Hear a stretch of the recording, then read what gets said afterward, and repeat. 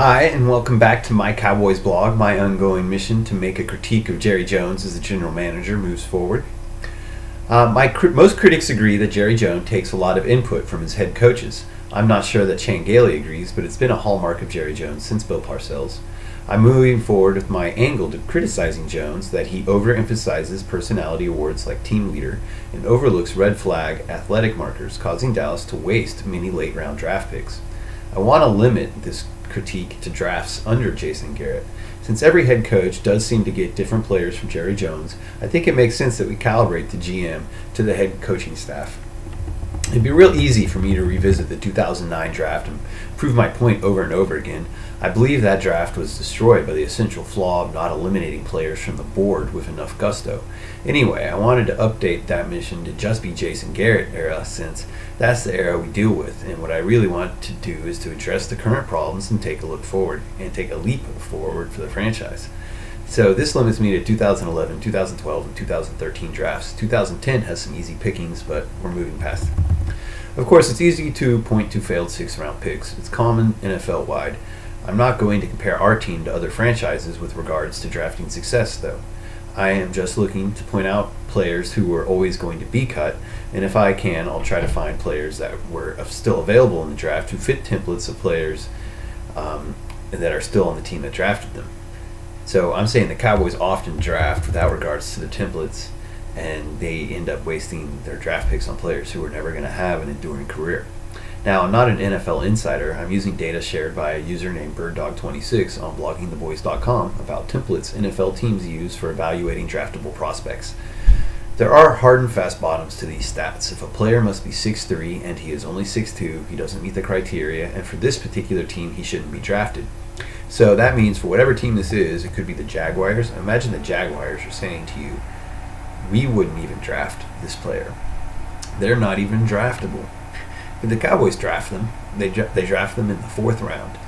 Here's the link to his article, or I include it in my blog, and also in more information below the video. Dallas often likes to cut the edges very carefully, or very closely, drafting players who fall short physically in some way late in the draft. Now, this is about evaluation of day 2 picks, rounds 4 through 7. For this post, we'll only do 2011. Round 4, David Arkin. Round 5, Josh Thomas. Round 6, Dwayne Harris. Round 7, Sean Chappis. And round 7, Bill Nagy. So David Arkin was too slow, according to the templates. Required 40 time was to be 5'3" for him to be draftable, and David Arkin only got a 5.31.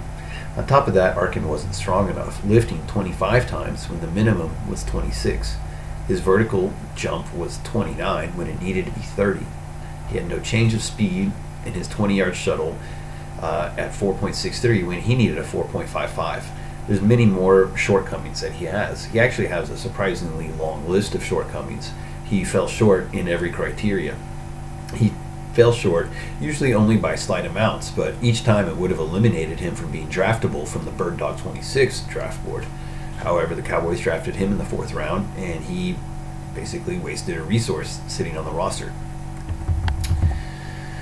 So by the standards of BirdDog26, David Arkin fails a little bit in every category, but not totally in any one single category. That's why he always appeared like a mirage, nearly complete as a player, but never quite putting it all together.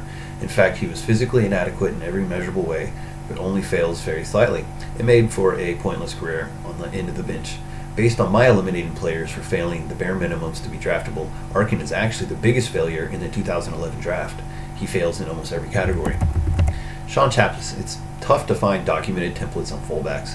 Let's address this position by pointing out the best fullback to play in Dallas in 25 years was Daryl Johnson, a 2nd-round running back pick. Good fullbacks not only lead block, but they run fast enough to stay ahead of the running back. Chappis ran a 4.8. Did we really even need to draft him? He should have been an undrafted free agent, and not even a priority undrafted free agent.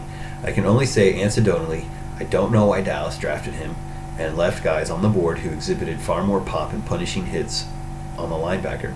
Since he plays fullback, though, and I can't document it, let's move on. Bill Nagy. Bill Nagy was too small. At 6'2.5", Bill Nagy would not have been draftable by the standards of BirdDog26's draft board. He did look okay at every other measurable, and maybe that's why he seemed to have some staying power, and then he was signed by another team. Josh Thomas was 5'10", 1 inch too small by the standards of Bird Dog 26's team. As a cornerback, to get a score of 6, he needed to be 5'11", and at 1 inch too short, he would have had a score of 5 and been considered undraftable. So he was considered too short, and he's kind of had a career as a backup drifting around the NFL. Him and Bill Nagy have actually stuck in the NFL, which is impressive. Other than their height, those two players have actually the athletic measurables to have NFL success, and maybe that's why they've been able to stick around in the NFL despite their height. Dwayne Harris. I don't have any ready templates for wide receiver, but I will say, obviously, his template is effective. He's not a threat to lead the NFL in touchdowns. That is reserved for 6'3", 215-pound guys like Dez and Calvin. But he's a great asset to have on the roster, a special teams ace, and a clutch fourth wide receiver. Okay, that's it for 2011 players we did pick. Next time I'll contrast that to the best of my ability with players who met the template requirements at the same position who were drafted later. I still promise to put this together into a nice cohesive video, but that's after I gather all my data. Signing off.